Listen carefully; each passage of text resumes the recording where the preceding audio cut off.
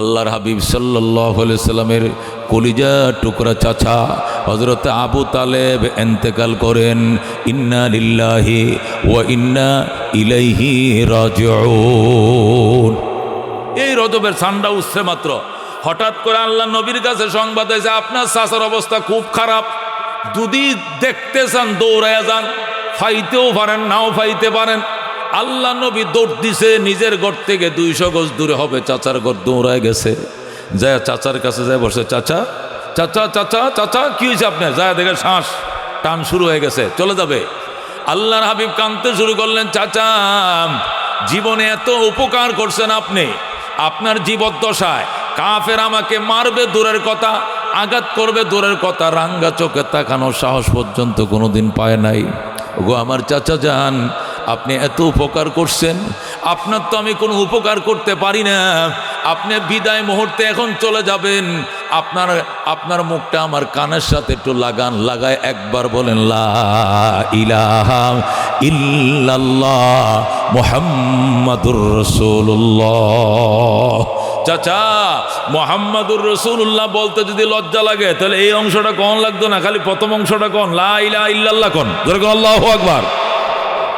আপনি ওইটুকু শুধু বলেন লা ইলাহা ইল্লাল্লাহ, আমি সাক্ষী হলেই চলবে, কেউ সাক্ষী দেওয়া লাগবে না, আমি নবী সাক্ষী হিসাবে যথেষ্ট, আপনাকে কোমরে গামছা বেঁধে জান্নাতে নিব, জোরে কোন আল্লাহু আকবার।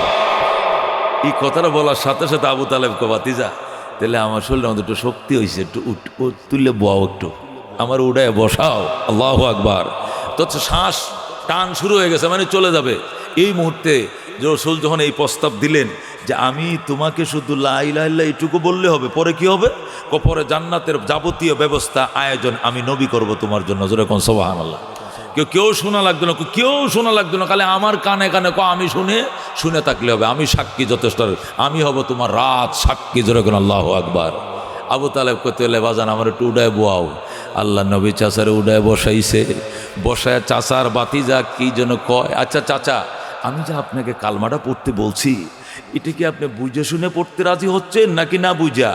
আবু তালেব ডাক দেখো বাজান, দুপুরবেলায় সূর্যটা উঠলে যেরকম বুঝায় দেওয়া লাগে না এটা সূর্য, সবাই চিনে এটা আকাশের সূর্য, তোমার ধর্মটা আমাকে বুঝায় দেওয়া লাগবে না, আমি জানি আমার বাতিজার ধর্ম মহাসত্য ধর্ম, সুতরাং তোমার ধর্ম আমি কবুল করতে প্রস্তুত। কিন্তু ডাইনে বামে দেখে লোক আছে, এরা আবার মাইন্ড করে কিনা, আবু জাহেলরা আবার কয়া দেয় কিনা, এদিক সেদিক উঁকি ঝুঁকি মারতেছে আর কালিমা পড়ার প্রস্তুতি নিচ্ছে। ইতিমধ্যে আবু জাহেল অস্ত্র টস্ত্র নিয়ে দলবল নিয়ে হাজির হয়ে গেছে। সিসি ক্যামেরার দেখে বুঝুন না, সিআইডি তো লাগানো আছে, খবর খুঁজে লাইছে। আবু জাহেল দৌড়ায় আসছে, আয়সা কয় এই যে এ বাঁশটা দেখছো, ইন্দা দিয়ে ভার দিয়ে হেন্দে বাইর করবা বেড়া, এ বল্লমটা ইন্দা ভার দেব হেন্দে বাইর করুন, আর সবুতা। আয়সা বলতেছে আর সবুতা, তুমি কি ধর্ম থেকে হয়ে গেলা? আবু তালেব তো হাঁটাইস, হায় হায় আমি মোটামুটি প্ল্যান প্রোগ্রাম করছিলাম যে কালমাটা ফরম, এটা জানলো কেমনে? কয় না আমি ধর্ম থেকে হই নাই। বাতিজার সাথে এত কানাকানি, এই মোহাম্মদ সরো, চাচার এত কাছে থাকা নিরাপদ না, তুমি দূরত্ব বজায় বসো। নবীকে চাচার থেকে দূরে লেগেছে, আল্লাহর হাবিবরে চাচার থেকে অনেকটা দূরে নে বসাইছে, চাচার এখানে বসাইছে। আল্লাহর হাবিব সাল্লাল্লাহু আলাইহি ওয়াসাল্লাম যখন দূরে যায় কাঁদতেছে, আবু তালেব বলতেছে আমাকে একটু বাতিজার সাথে বিদায় বেলা দুইটা কথা কয়ে যেতে দাও, আমার বাবা আব্দুল মুত্তালিব এই ছেলেটাকে আমার হাতে তুলে থুয়ে গেছিল, আমি যে চলে যাইতেছি আমার কি একটু ওসিয়ত আছে না, একটু আমার কানে কানে কথা আছে, আসতে দাও। আবার নবীরে কিনারে আনছে, আইনে করতে বাজান। এরা কি কইতেছে শুনছো? এরা বলতেছে আমি মরলে মানুষ বলবে সাপ যেরকম গাতে যাওয়ার অনেক সোজা হয়, গর্ত যাওয়ার আগে সোজা হয়, আবু তালেবও ঠিকই গর্তে যাওয়ার আগে মরণের বয়ে সোজা হয়ে গেছে, বাতিজার ধর্ম গ্রহণ করছে, বাপদাদার ধর্ম ছাড়ছে। এটা নাকি আমার বিরাট লজ্জা হইব। রসুলকে কোনো লজ্জা হইতো না, কয় না ওবো কাবিল তো না আলাল আর, আমি লজ্জার উপরে জাহান্নামকে প্রাধান্য দিলাম, যেরকম নাউজুবিল্লাহ। আর আবু তালেব কালিমাটা পড়লো না, না পড়ে বিদায় হয়ে গেল। আয় রে নবী যে চাচারে দৌড়ে কান্নন লাগাইছে, 60 জনে ফিরায় খোলাইতে পারে না, হাউমাও করে আল্লাহর হাবিব কান্দে, চাচা করলেন ডাকি। আমি এই কথা শোনার জন্য প্রস্তুত ছিলাম না। এলাকার মানুষ আল্লাহর হাবিবরে আলাদা করে নিয়ে গেছে, আল্লাহর হাবিব চিল্লাইতেছে কাঁদতেছে। ইতিমধ্যেই তার দাফন কাফন শেষ হয়েছে, নবী ঘরে গেছে, চোখগুলো কালো অন্নাব আনারের মতো লাল, খাদিজা বলে, ইয়া রাসূলুল্লাহ, ইয়া হাবিবাল্লাহ, ফাদাকা আবি ওয়া উম্মি, আপনার জন্য আমার পিতামাতা কুরবান হোক, আপনার চোখের পানি আমি সইতে পারি না। কেন গো, আপনার চোখ লাল, কে আপনাকে অপমান করছে আমাকে বলেন। আল্লাহ নবী ডাক দেয়, খাদিজা, কেউ আমাকে অপমান করে নাই, করা না আরম্ভ হইব মাত্র। ইতিমধ্যে আমাকে কেউ অপমান করার সাহস পায় নাই, সামনে না অপমান করার জন্য মানুষ প্রস্তুতি নিবে। আমার কলিজার টুকরা চাচা আবু তালেব দুনিয়াতে বিদায় নিয়ে নিছে। বিদায় বেলা চেষ্টা করছিলাম কালিমাটা দেওয়ার জন্য, অন্তত হাসর হইল দেখা হইতো, জান্নাতে হইল মোলাকাত হইতো। এই সুযোগ দুশ্মনরা দিল না। আমি আমার চাচার কোনো উপকার করে দিতে পারলাম না রে খাদিজা। খাদিজা বলে, ইয়া রাসূলুল্লাহ, মানুষ মরণশীল, মানুষ তো মরবেই। আপনার চাচা আপনার আব্বা মারা গেছে, আম্মা মারা গেছে, দাদা মারা গেছে, চাচা মারা গেছে, সবাই মরবে, আমিও মরবো, আপনিও মরবেন, সবাই তো মারা যাবে, কাঁদেন না। নবী বলেন, খাদিজা, আমি যে কাঁদবো না তুমি বলছো, না কাঁদে আমার উপায় কি? আগামীকাল থেকে মক্কা আমি বের হব কেমনে? বের হওয়ার সাথে সাথে যদি পাথর মারা ফিরানোর মতো কোনো মানুষ নাই। খাদিজা বলে, আপনার মতো এতিম নবীরে কেউ মারবে না, আপনি চিন্তা করেন না। এমন কোন নিষ্ঠুর প্রাণী নাই যে প্রাণী আপনার গায়ের উপর আঘাত করবে গো নবীজি। এরপরেও যদি কোনো নিষ্ঠুর প্রাণী আপনাকে মারে, নীরবে সহ্য করে বাড়িতে চলে আসবেন। এক বিছানায় শুয়ে, এক বালিশে শুয়ে আপনার আঘাতের মাঝে আমি মলম মালিশ করব আর সান্ত্বনা দিব গো নবীজি, আপনি টেনশন করিয়েন না। এরপর আল্লাহ নবী কান্দে, খাদিজা নবীকে কোনোভাবেই চুপ করাইতে পারে না। অবশেষ খাদিজা বলে, রাসূল গো, আপনি চুপ করেন, আপনি কেন এইভাবে হাওমা করে কাঁদছেন? শুনেন, আমি যেটা সোজা বাংলায় বুঝি, আমি যেটা সোজা সাজা বুঝি, আপনার গার্জিয়ান আল্লাহ নিজে হইতে চাইতেছে, এই জন্য দুনিয়াতে আপনার কোনো গার্জিয়ান রাখবে না। এটাই সোজা কথা, আমি যেটা বুঝি। দুনিয়াতে মা মারা গেলে বাপ থাকে, কিন্তু আপনার বাপ মা দুইজনে মারা গেছে। বাপ মা মারা গেলে দাদা হইলেও তাকে, আপনার দাদাও নাই। দাদা মারা গেলে চাচা হইলেও তাকে, আপনার চাচাও নাই। আপনার কেউ নাই। ওই দিন দেরি নাই যেদিন আমি খাদিজাও থাকবো না, থাকবো না। সপ্তাহটা পাড়ি দেয় কিনা আমিও দুনিয়াতে থাকবো না। খাদিজা যখন বললেন সপ্তাহ পাড়ি দিবে না, আমিও থাকবো না, আল্লাহ নবী বলেন, খাদিজা তুমি এটা কি শুনাইলা? তুমিও বুঝি থাকবো না? আমার দিলে সাক্ষী দেয়, আল্লাহর হিসুন্নাম লাগছে, কোনো অভিভাবক আপনার রাখবে না, একে একে সব দিলে নিয়ে যাবে। আমিও তো অন্তত ঘরে আইলে সান্ত্বনা দেওয়ার মতো একজন অভিভাবক, এই জন্য আমাকেও রাখবে না। আপনার সমুদয় দায়িত্ব ওনার হাতে নিতে চায়, এই জন্য দ্বিতীয় কোনো মাতবর আপনার কাছে রাখবে না, সব নিয়ে যাবে। সপ্তাহ পাড়ি দেয় কিনা গো নবীজি, মাফ করে দিয়েন, আমিও থাকবো না। যেই কথা সেই কাজ। চাচা হারানোর বেদনা, কলিজাটা এখনো শুকায় নাই নবীজির। চাচা হারানোর বেদনাটা এখনো নবী বলে নাই। পরের সপ্তাহে খাদিজাতুল কুবরা ইন্তেকাল হয়ে যায়। হযরতে খাদিজা পরের সপ্তাহ বিদায়। খাদিজা নবীর গলার মাঝে ফাঁসা মেরে ধরে, স্বামী গো, আমার আল্লাহর হস্তে মাফ করে দিয়েন, আপনার কোনো খেদমত আমি করতে পারি নাই, আমার ক্ষমা করে দিয়ে হাসরের ময়দানে আমার হাতটা ধরে টান দিয়ে উড়ায়েন, আমার জানাজাটা আপনি পড়ায়েন, আমার সন্তানগুলোকে আপনি আদর কইরেন। বিবাহ তো করবেন, আরো অনেক বিবাহ করবেন, তবে আল্লাহ দরবারে শুকরিয়া আদায় করি, প্রথম স্থানটা আল্লাহ আমারে দখল করার সুযোগ করে দিয়েছে। অনেক কথাই বললেন আল্লাহ নবী। এবার খাদিজারে ডাক দে, খাদিজা তুমি আমারে মাফ করে দিও, তুমি জমিদার বংশের মেয়ে ছিলে, জমিদার বংশের মেয়ে ছিলে, অথচ তোমার শান মান মোতাবেক একটা কাপড় তোমাকে আমি ফিন্দাইতে পারি নাই। 2 দিন টানা তুমি পেট ভরে খেতে পারো নাই, এক বেলা খাইলে তুমি আরেক বেলা উপবাস ছিলে খাদিজা। জমিদার বংশের মেয়ে হওয়ার পর জীবনের সব সম্পত্তি তুমি আমার পিছনে খরচ করেছো খাদিজা, আমি তোমারে কিছুই দিতে পারি নাই, তুমি আমারে মাফ করে দিও। আল্লাহু আকবার।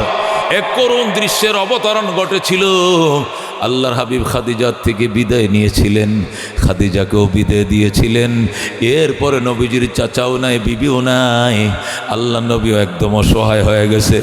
নিজের পালক পুত্র হযরতে যায়েদ ইবনে হারেসারে ডাক দেখো, যায়েদ রে, যায়েদ চল আমরা তায়েব যামু, আমি আমার দুধ মা হালিমার দেশে যাবো, মাতুল দেশে যাবো, সেখান থেকে 2-1 মায় মাতবরকে যদি কালমা পড়াইতে পারি, তাহলে এই মক্কার কুরাইশদের অত্যাচার থেকে বাঁচতে পারবো, এছাড়া বাঁচার কোনো উপায় নাই। আল্লাহ নবী নিজের পালক পুত্র যায়েদ ইবনে হারেসাকে নিয়ে চলে গেলেন কোথায়? তায়েফে। সেখানে যায় তায়েফের মানুষদেরকে উঠানে বসাইলেন। আল্লাহ নবী বললেন, ওরে তায়েফবাসী, নিজের হাতে মাটি দিয়ে খোদা বানাইয়া এটাকে দেবতার মতো পূজা করা এটা বোকামি ছাড়া কিছু নয়। এরা মাটির জিনিস, মাটির যেরকম ক্ষমতা নাই, মাটির খোদার কোনো ক্ষমতা নাই। এক আল্লাহর ইবাদত করো, আমি আল্লাহর নবী, আমার অনুসরণ করো। আমি কথা দিলাম তোমাদেরকে সুপারিশ করো, তোমাদেরকে সঙ্গে নিয়ে আমি জান্নাতে যাব। আল্লাহু আকবার। আল্লাহ নবী তায়েফবাসীদেরকে সুন্দর করে বুঝাইলেন। তায়েফবাসীরা বলল, সুন্দর কথা বলছে মোহাম্মদ, আসলে মাটির যেরকম পাওয়ার নাই, মাটি দিয়া বুত ফেরত বানালে এটির তো কোনো পাওয়ার নাই, হুদা এটির ইবাদত করি। মোহাম্মদ তুমি যাও, হজের মৌসুমে আমরা মক্কায় আসতেছি, হজের সিজনে মক্কায় আসতেছি, আল্লাহর ঘরের হেরেমে বৈশাই কালমা পর্ব, তুমি আপাতত যাও। এই বলে নবীকে বিদায় দিলাম। আল্লাহ নবী নিজের পালক পুত্রকে নিয়ে আবার রওনা করলেন মক্কার দিকে। এই দিক দিয়ে সমাজের গিরা লাগান না, গিলটি মার্কা কিছু বুড়া থাকে না সমাজে, কাজ্জা লাগায়, ফেঁসগি লাগায়, সমাজে দুই চারটে বুড়া তা খালি ফেঁস লাগায়। চেয়ারম্যানে মেম্বারে সারা রাত দরবার করে মীমাংসা করছে একটা বিষয়, বুড়িয়ে কয় তোরা দরবার মানিস না, এটা একটু দেখানোর আছে। এখনো বাচ্চা আছি, অত সুতা মনে হচ্ছে মেম্বার্সের মধ্যে কি করবি বেটা, আমি বাচ্চা আছি এখনো, দরবার কজ আমরা দরবার মানতাম না। রাত বড় 3 রাত ফাড়াফাড়ি হয়ে চেয়ারম্যানে মীমাংসা করে তৈরি গেছে, বুড়িয়ে কয় তোরা দরবার মানিস না। আছে কিনা? আছে কিনা? ফেস লাগেন না? এটার 6 মাস 1 বছর জুলাই রাখবো, জুলাই রাখতে রেখে এই ভোগ করতে টিয়া খাইবো, ওই পাশতে খাইবো, দুই পাশতে খাই খাই, এটা জুলাই রাখবো, এটা মীমাংসা করতো না। আছে কিনা এরকম? এরকম শয়তান আছে কিনা? এ তায়েফের কয়েকটা শয়তান এর ডাক দেখো, দেখ হেরা যে কেমনে মোহাম্মদের হাততালিটা দিল, বাহাবাটা দিল, আর বলল যাও তুমি বাবা যাও, আমরা হজের সিজন আইতেছি, তায়েফে বৈশা কালমাটা ভরবো। এরা সাহসটা কথা নেই বড়, 135 কিলোমিটার দূর থেকে আইসা আমাদের বাড়ির উডানে বৈশা আমাদের বাপ দাদারা যে মূর্তির ইবাদত করছে, আমরা যে মূর্তিকে দেবতা মানি, সেই মূর্তির বদনাম করে মোহাম্মদ চলে যাইব, আর তোরা চাই আঙ্গুলটি ছাটবে, এই দুনিয়ার বাচ্চা লাভ নাই। কে আসস এই মোহাম্মদরে এমন পাথর দিয়ে আঘাত করবে, থেতলা বেতলা বানায় লাইবে, মাটির সাথে মিশাইয়া দিবে, জোরে করে নাউজুবিল্লাহ। বুঝেন বুড়িয়ে যতটুক শয়তান কতটি আছে, যুবক কত কিছু শয়তান, বকাটা যুবক সন্ত্রাস আছে কিনা, এটি কয় আমরা আসি কয় ল পাথর। এই যে কয়েকটা যুবক, আরবের তায়েফের যুবকরা পাথর দাঁড়ালো সুক্কা পাথরগুলো লয়া ধর মার করে রওনা করলো। আল্লাহু আকবার। এই যে পিছনে রওনা করলো, আল্লাহ নবী কল্লি মাতাজরিবুনি, কেন গো তোমরা আমাকে মারো? আনতা মজনুন, তুমি পাগল। নবী আমার কান্দে, লাস্তু বি মজনুন, বাবারে আমি পাগল নই। লা তাজরিবুন, তোরা আমারে মারিস না। ইন্নী আবদুল্লাহ ওয়া রাসূলু, আমি আল্লাহর বান্দা এবং তার রাসূল। আল্লাহ নবী কো আমারে মারিস না, দোহাই লাগে আল্লাহর, আমারে মারিস না, আমি পাগল নই, আমি আল্লাহর বান্দা এবং তার রাসূল। কে শুনে কার কথা? হাইরি পাথর বৃষ্টির মতো পাথর মারা শুরু করছে। পাথরগুলো এক একটা পাথর মারে, এই জান্নাতের শরীরটা মোমের মতো, পাথরগুলো ফিডের ভিতরে ঢুইকে যায়, একবারে গাইতে যায়, পাথরটা ফিডের মধ্যে বিন্দা যায়, পাথরটার মাটিতে পড়ে না, বিঁধে যায়।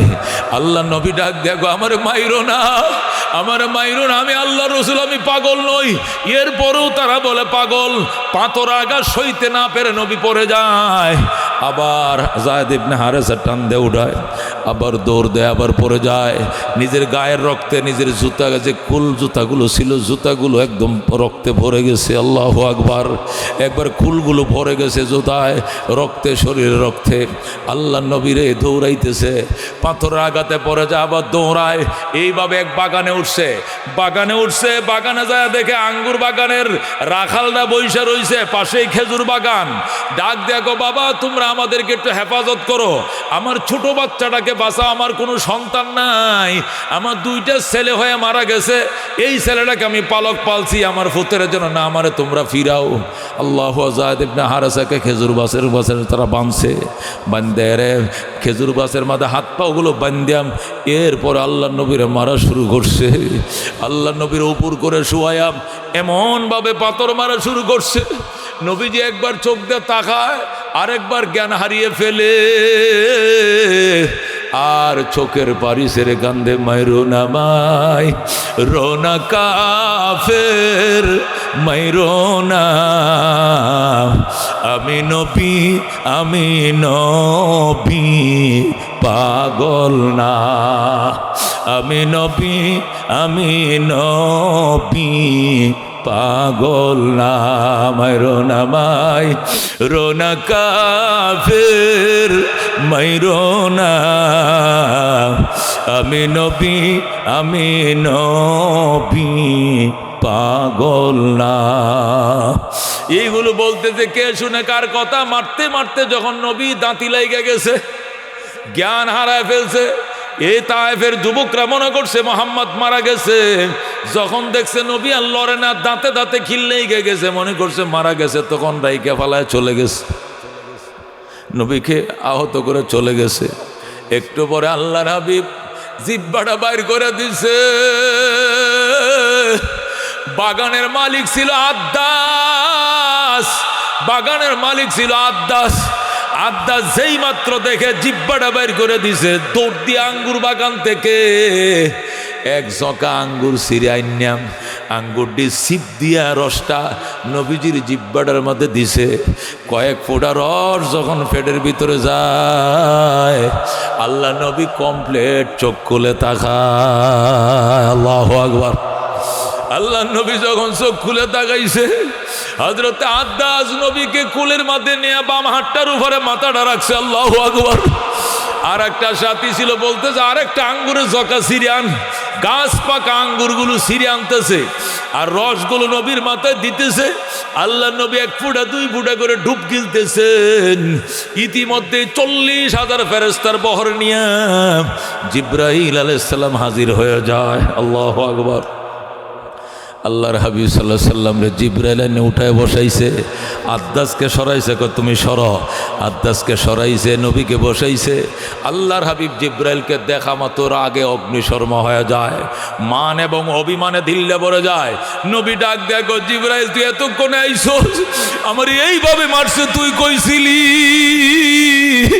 আমার মাটিতে ফালাইয়া মারছে, তুই বুঝি রং দেখছস আকাশ থেকে, এতক্ষণে তুই আইছস। জিবরাইল বলি ইয়া রাসূলুল্লাহ, ইয়া হাবিব আল্লাহ, আমারে বদদুয়া দিয়েন না, আমারে বদদুয়া দিয়েন না গো। আমি তো যখন আপনাকে মারতাছে কাফেররা, আমি আসমানে কি রুদন করে কাঁদছি গো, আমি আখরায় কাঁদছি, আমারে যাইতে দেন, যাইতে দেন। নবীরে মাইরা ফালাইতেছে, আমারে যাইতে দেন। কিন্তু আল্লাহ আমারে শিকল দিয়ে আটকা রাখছে, বাইদা রাখছে। ডাক দেখো জিবরাইল, একটু দেরি কর, আমার বন্ধুর উম্মতের গুনাহগুলো মাফ হয়ে যায়। ওগো আল্লাহর হাবিব, আপনার আল্লাহ আপনার মায়ের খায়, আপনার উম্মতের গুনাহ মাফ করায়, আমার তো কোনো দোষ নাই।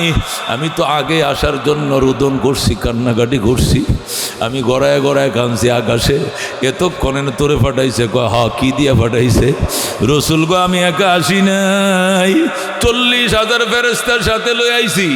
ওই পাশে 20,000, ওই পাশে 20,000 অপেক্ষা করতেছে, অনুমতি দেন। আপনি অনুমতি দিলে দুইটা পাহাড়কে গোড়ার থেকে উপরাইয়া এমন জোরে ছাপ দিবে, একটা কাফেরও থাকবে না, সব পাউডার বানায় ফেলাইবে। আল্লাহু আকবার।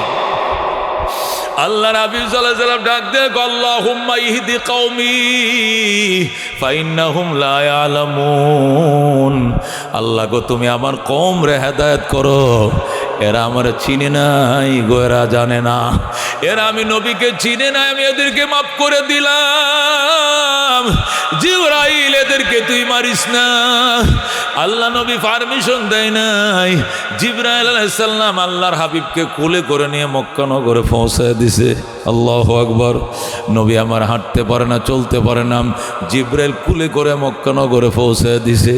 হযরত আম্মা জান আয়েশা রাদিয়াল্লাহু তাআলা আনহা বলেন, আমি অনেক দিন নবীকে বলছি, নবী গো আপনার আদরের বউ খাদিজা তো মারা গেছে, আমরা তো আর আহের মতো আদর হইতে পারতাম না, তবে আগে একা খাদিজা ছিল, এখন আমরা 10 জন আছি, 10 জন। দুনিয়ার স্ত্রীরা স্বামীদেরকে গোসল করায়, হাতে পায়ে সাবান দিয়ে ডইলে দেয়, আমরা 10টা বউ থাকতে একদিন আপনাকে গোসল করা দিতে পারলাম না, আপনার গায়ের গেঞ্জিরে কোনদিন খোলাইতে পারলাম না, কেন গো? আমরা কি খাদিজার মতো হতে পারি নাই? খাদিজার মতো বিশ্বস্ত মহব্বতের কি পাত্রী হতে পারে নাই?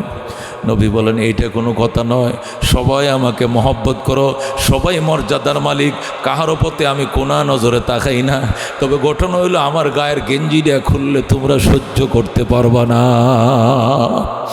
আল্লাহ রাবিব এই জন্য সচরাচর উদাম গায়ে হইতেন না, গেঞ্জি রাখতেন গায়ে।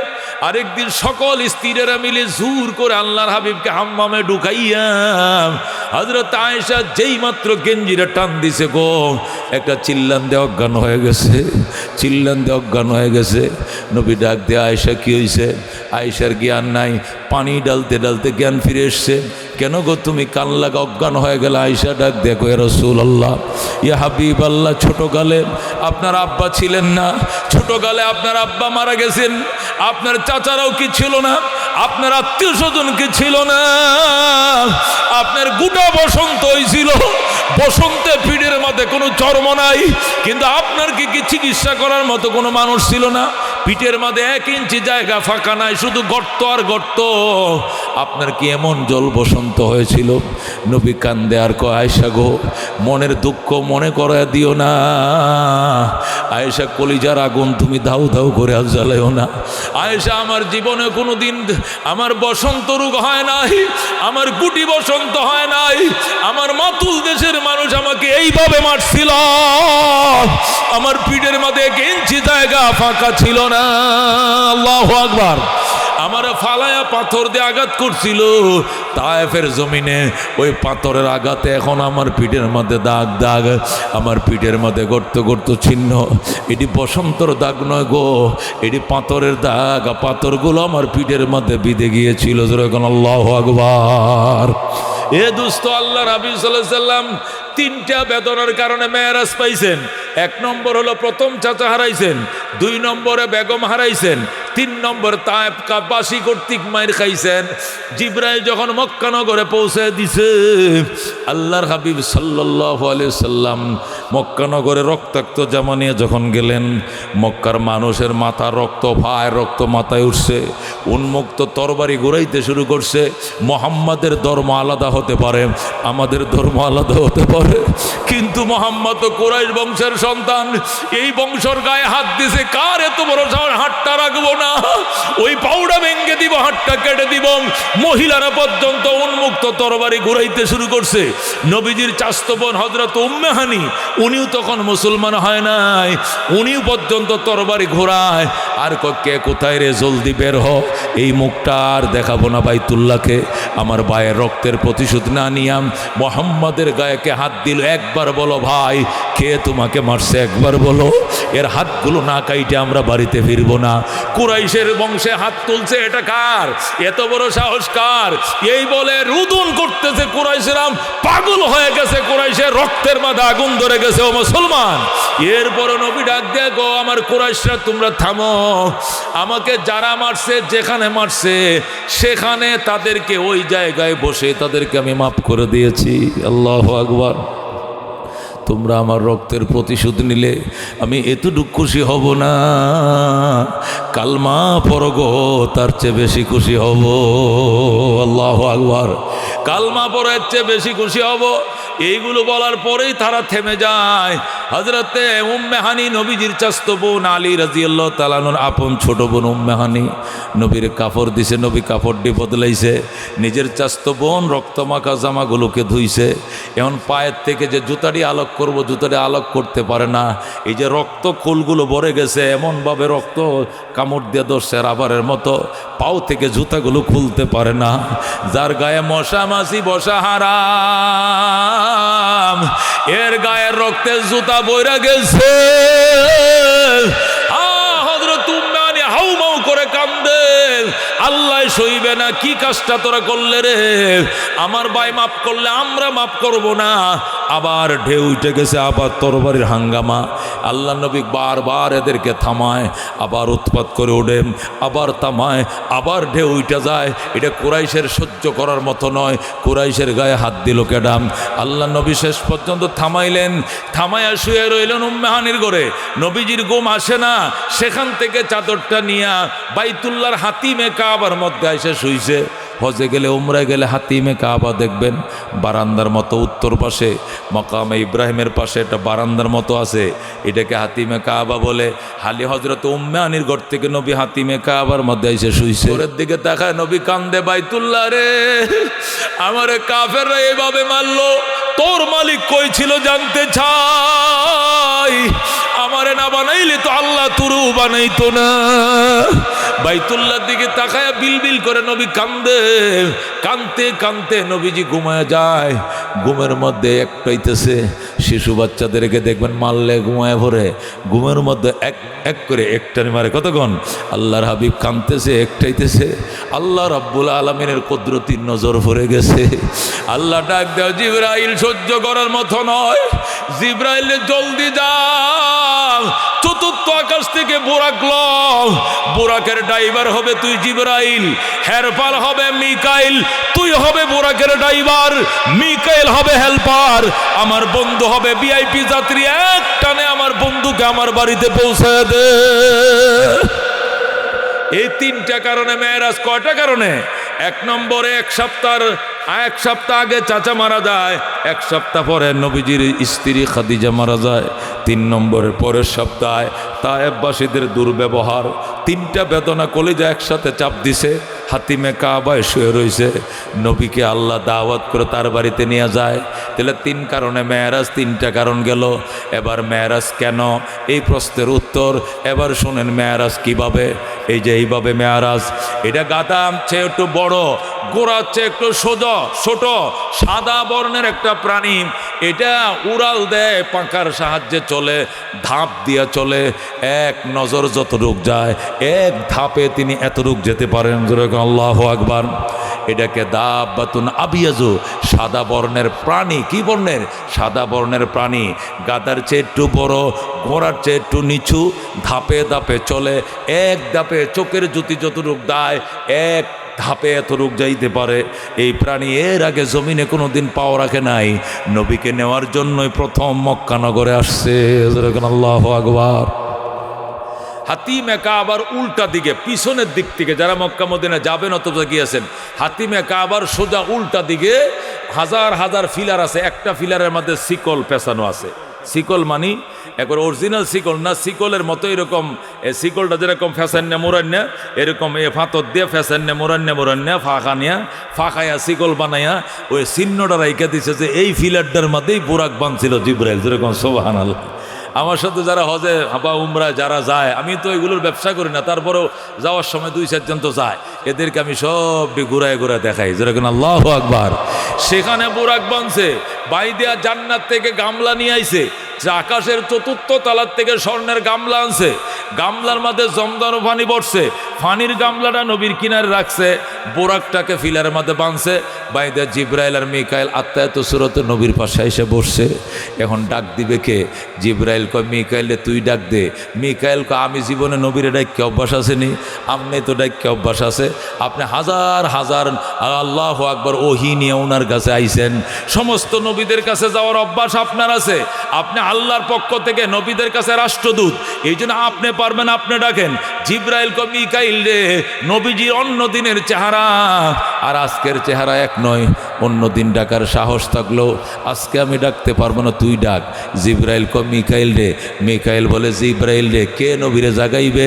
কেউ সাহস পায় নাই। কিতাবের মধ্যে লেখে আস্তে করে জিব্রাইল নবীর কিনারে জাগে, আসসালামু আলাইকা ইয়া রাসূলুল্লাহ, সালাম দিছে, নবী চোখ খুলে তাকাইছে।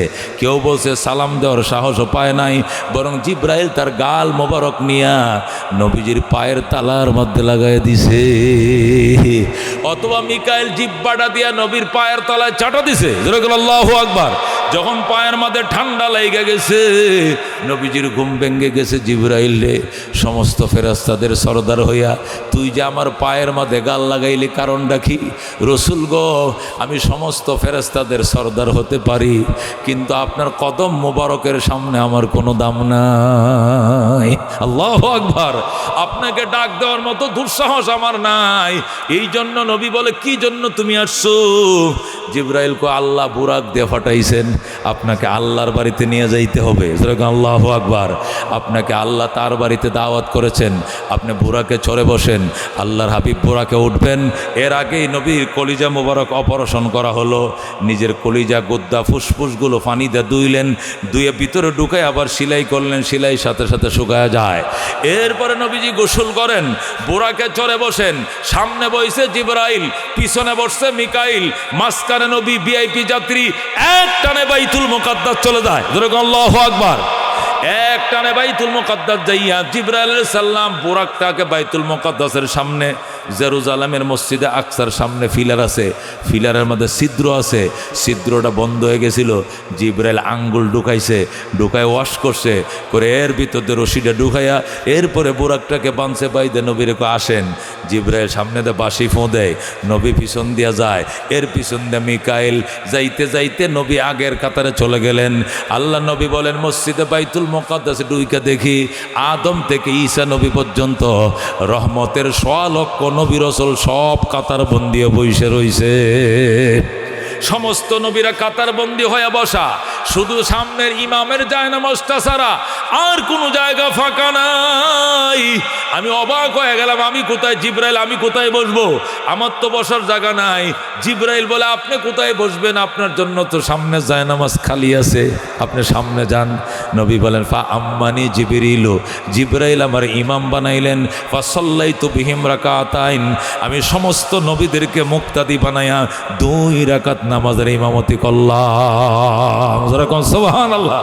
সালাম ফিরাইলাম, বক্তৃতা দিলাম, দোয়া চাইলাম, দোয়া দিলাম, বললাম নবী গো আপনারা সবাই দোয়া করেন, আমি আপনাদের পক্ষ থেকে আল্লাহর দাওয়াতে যাচ্ছি, আপনাদের পক্ষ থেকে জান্নাত জাহান্নাম ভিজিট করতে যাচ্ছি। আল্লাহু আকবার। আমি যেন সহি সালামতে জান্নাত জাহান্নাম ভিজিট করে আল্লাহর সাথে অন্তরঙ্গ পরিবেশে কথা বলে ফজরের আগে যেন উম্মতের কাছে পৌঁছতে পারে, দোয়া কইরেন। আল্লাহর নবীরা দোয়া করলেন, নবী বের হইলেন। যেই মাত্র দরজায় বের হলেন, ফেরেশতারা ট্রে নিয়ে দাঁড়ায় রয়েছে। কি নিয়ে? ট্রে নিয়ে দাঁড়ায় রয়েছে। ট্রের মধ্যে 3টা গ্লাস। কটা গ্লাস? ডাইন পাশের গ্লাসের মধ্যে পানি, মাঝখানের গ্লাসের মধ্যে দুধ, বাম পাশের গ্লাসের মধ্যে মদ। কটা? কটা গ্লাস? 3টা গ্লাস। একটা পানি, আরেকটা দুধ, আরেকটা কি? মদ। জিবরাইল বললেন, মিনা ইনশিতা ইশরাব, রসুল আপনি যেখান থেকে মন চায় পান করেন। আল্লাহ নবী পানিও পান করেন নাই, মদও পান করেন নাই, দুধের গ্লাস থেকে দুধটা পান করে ফেললেন। ফেরেশতারা মারহাবা মারহাবা বলতে শুরু করলো, মারহাবা মারহাবা, উম্মতে মুহাম্মাদিয়া মারহাবা।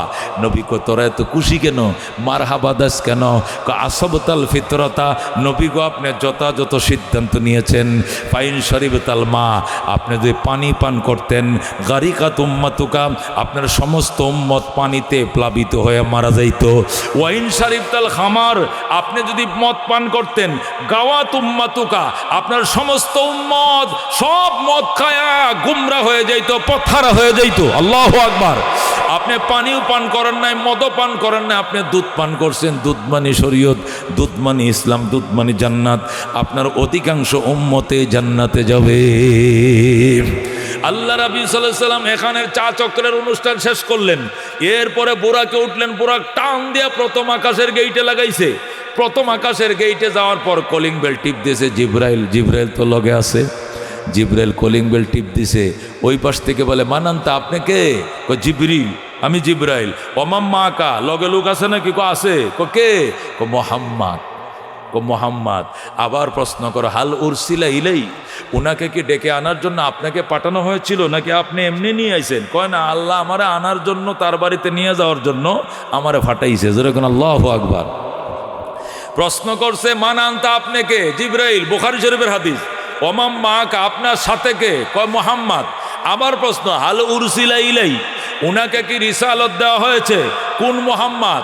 উনাকে কি আনতে আপনারা পাঠানো হয়েছে না আপনি এমনি লগে লই আইছেন? আমি আনবো কেন, আল্লাহ পাঠাইছেন। যেরকম আল্লাহু আকবার। রসুল বলেন, ফা ফুতিহা লানা, সাথে সাথে গেট খুলে দেওয়া হলো। যেই মাত্র গেটটা খুলছে, বিরাট বড় গেট। দেখি ওই পাশে গেটটা খোলার সাথে সাথে ফাইজা আনা বি আদম আলাইহিস সালাতু ওয়াস সালাম, আব্বা জান একটু আগে আমার পিছনে নামাজ পড়ছে বাইতুল মুকাদ্দাস, এ বাবা আদম দেখি গেইটের সামনে ফুলের মালা লয়ে দাঁড়ায় রইছে। আল্লাহু আকবার। ফারাহাবানি, আমারে মারহাবা বললেন, আমাকে উষ্ণ সংবর্ধনা জানাইলেন। ও দালি বেখাইর, এবং আমার জন্য কল্যাণে দোয়া করলেন। এরপরে বললেন, যান সামনের আকাশেও দেখা হবে নবীদের সাথে, পরের আকাশেও দেখা হবে। এক একটা আকাশে একজন নবী, দুইজন নবীর সাথেও আমার দেখা হয়েছে অনেক আকাশে। 6 নম্বর আকাশে গেলাম মূসা আলাইহিস সালাম, 7 নম্বর আকাশে গেলাম হযরত ইব্রাহিম আলাইহিস সালাম। সুবহানাল্লাহ। এটাও পারি দিয়া 7 আকাশের উপরে গেলাম, যায় দেখি দুনিয়ার সীমানা শেষ, আকাশের লাশ বর্ডার সিদরাতুল মুনতাহা। জিব্রাইল সেখানে আমাকে নামায় দিল। জিব্রাইল, আমারে তুই নামায় দিলি। জিব্রাইল কো রসুল গো, আমারও সীমানা শেষ। বুরাকেরও সীমানা শেষ। বুরাক এই পর্যন্ত, আমি এই পর্যন্ত। এখান থেকে নতুন বাহন আপনাকে আল্লাহর বাড়িতে নিয়ে যাবে। আমার জন্য রফ আসছে, এটা আসনের মতো শুধু বইছি আর সুইচটা টিপ দিছি, লিফটের মতো টান দিয়ে আল্লাহর আরশে নিয়ে গেছে। আল্লাহ রাবি বলেন, আমি আল্লাহর একদম কাছে চলে গেলাম। কত কাছে? আল্লাহ নিজেই বলেন সুম্মা দানা, অতবার আমার বন্ধু আমার কাছে আইসে গেছে। ফাতা দাল্লা, একদম স্পষ্ট। আল্লাহু আকবার।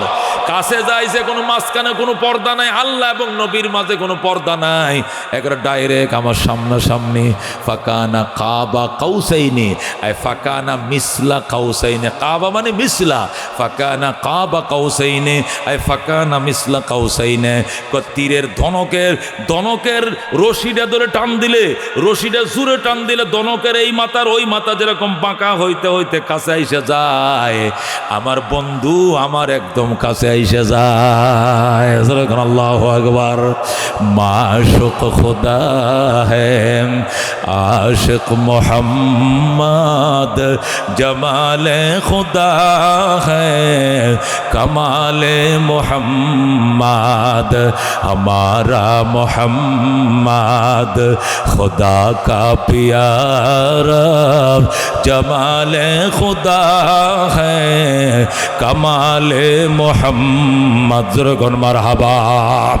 আল্লাহ হাবিব সাল্লাল্লাহু আলাইহি সাল্লাম কাছে চলে গেলেন। আল্লাহ বলেন, ফাওহা ইলা আবদিহি মা আওহা। আমি আমার বন্ধুর সাথে গল্প করলাম, যে গল্প করার সব করলাম। আল্লাহ হয়তো বা বলছিল, দোস্ত 1 সপ্তাহ আগে আনছি চাচা, 1 সপ্তাহ পরে আনছি বউ, আর 1 সপ্তাহ পরে খাওয়াইছি মায়ের। 3টা দুঃখ একসাথে বুকের মতো চাপ দিছিল, কানতে কানতে ঘুমায় পড়ছিলা। এরপরে তোমার ডাইকে আনছি, সামনাসামনি বয়াইছি, মাঝখানে কোনো পার্টিশন নাই। এবার সামনাসামনি বলো, কি দিলে তোমার শান্তি লাগবে, কি দিলে তুমি খুশি হইবা? নবী ডাক দেখো, আল্লাহ আমার এত উপরে আনছো, আরো কেউ আনছিল নি? কয় কেউ রে নয়, স্বয়ং জিব্রাইল এতটুকু আসতে পারে না, অন্য কোন নবীরা এখানে আসতে পারে না, শুধু তোমাকে আনছি। নবী কয়, যেহেতু আমাকে এত উপরে আনছেন, যেখানে অন্য কাউকে আনেন নাই, আমি বড় খুশি হয়েছি। দুনিয়ার দুঃখ দুনিয়াতে আমি মাফ করে দিছি। দুনিয়ার কোনো দুঃখ বেদনার বিচার এখানে হবে না, বরং আমাকে জান্নাত দেখান, আমার উম্মতের জাহান্নাম দেখান, আমি জান্নাত জাহান্নাম ভিজিট করে যাব। আল্লাহু আকবার। আল্লাহ তার বন্ধুকে জান্নাত দেখাইলেন, জাহান্নাম দেখাইলেন।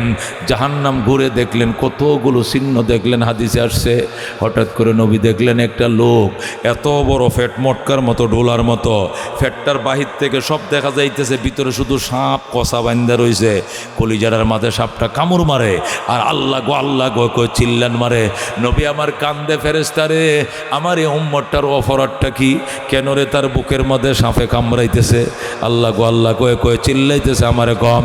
ফেরেশতা কয়, ইয়া রাসূলুল্লাহ, হাবিবাল্লাহ, আপনার এই উম্মতটা সুদ খাইতো, এই সুদখোরের বাচ্চা সুদখোর, শুধু সুদ খাইতো। আজকে 1 লাখ দিছে, 1 মাস করে 1,10,000 দেওয়ান লাগবো তারে। 2 মাস হলে 1,20,000 দিতে হবে। যত দিন বাড়বে এত সুদের গতি বাড়বে, মাস বাড়বে, সুদের চাকা ঘুরতে থাকবে, চক্রবৃদ্ধি হারে সে সুদ গ্রহণ করত। এই জন্য তার সম্পদগুলোকে আল্লাহ সাপ বানাইছে। এই সাপ তার কলিজায় কামড়াবে, তা কিয়ামত কায়েম হওয়া পর্যন্ত তারে কামড়াইতেই থাকবে। জোরে কর নাউজুবিল্লাহ। আল্লাহ নবী সাল্লাল্লাহু আলাইহি সাল্লাম বলছেন, উম্মত রে, উম্মত সর্বনাশ, এই ঘটনা কোনোদিন ঘটাইস না, সুদ খাইস না, ভিক্ষা করে খাইবা, সাহায্য মেঘে খাইও, তারপরে সুদ খাইও না বাবা। আল্লাহ নবী সাল্লাল্লাহু আলাইহি সাল্লাম বলেন, সুদের 70 প্রকার গুনাহ, তার মধ্যে সবচেয়ে নরমাল গুনাহ তুমি করবা তোমার মায়ের সঙ্গে জিনা। জোরে কর নাউজুবিল্লাহ। সুদের 70 প্রকার গুনাহ, তার মধ্যে সবচেয়ে ছোট গুনাহ হলো তুমি করবা তোমার মায়ের সঙ্গে জিনা। মানে নিজের মায়ের সঙ্গে খারাপ কাজ করলে যে অপরাধ হয়, এই সুদ খাইলে তার চেয়ে 70 গুণ অপরাধ বেশি হয়। জোরে কর নাউজুবিল্লাহ। ও সুদখোরের দলেরা, নিজের মায়ের সাথে যদি জিনা করতে মন চায় তাহলে করো, যত খুশি সুদ খাইবা খাও, তুমি খাও। দোস্ত, গু খাইও ভালো আছে, পায়খানা খাইও, মদ খাইও, গোবর খাইও, তারপরে সুদ খাইও না। কতক্ষণ ঠিক কিনা? আল্লাহ নবী বলেন, আরেকটু সামনে যায় দেখি আমার একটা উম্মত কথা বলতেছে, কাঁদতেছে, কিন্তু গালগুলোর মাঝে কোনো গোশত নাই, কোনো গোশত নাই। ফেরেশতারে আমার উম্মতের অপরাধটা কি? গালের গোশত গেল গো, শুধু আড্ডিটি দেখা যায়। কারণটা কি? কয় উনি হলেন মানুষের গীবতকারী, শুধু সারাদিন চার দোকানে বসে মানুষের গীব। আমলিক বালানা, বিএমপি বালানা, জাতীয় পার্টি বালানা, মসজিদের ইমাম সাহেব বালানা, মাদ্রাসার বড় হুজুর বালানা, মোতামিম বালানা, কেউ বালানা, কে বালা?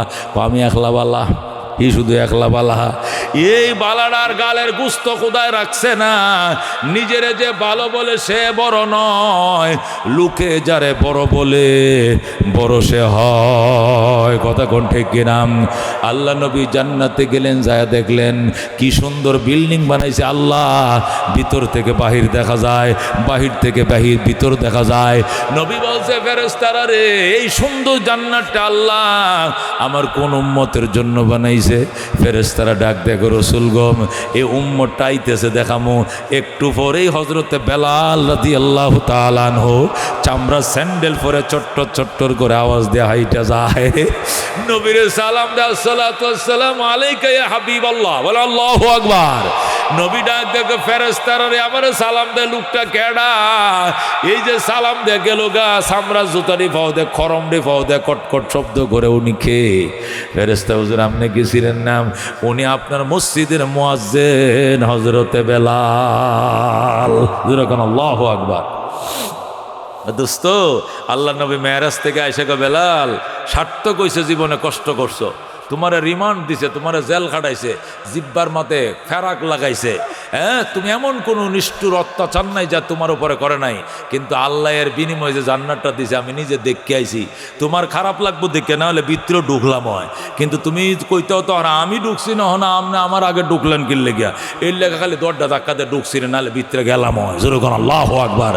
নবী কয়, বেলাল কয়, আগারও আলাইকা, আমি কি আপনার উপরেও অভিমান করবো? আপনি ঢুকলেন না, আর ভিতরটাও ডেকে আইতেন, বাহির না দেখছেন শুধু। কবে একটা ভিতরে যা আছে বাহির থেকেও দেখা যায়। যেরকম আল্লাহু আকবার। ও দুস্থ হযরতে বেলাল পালাক্রমে ফিডায়, পিডাইতে পিডাইতে জল্লাদরাও সুস্থ হয়ে যায়।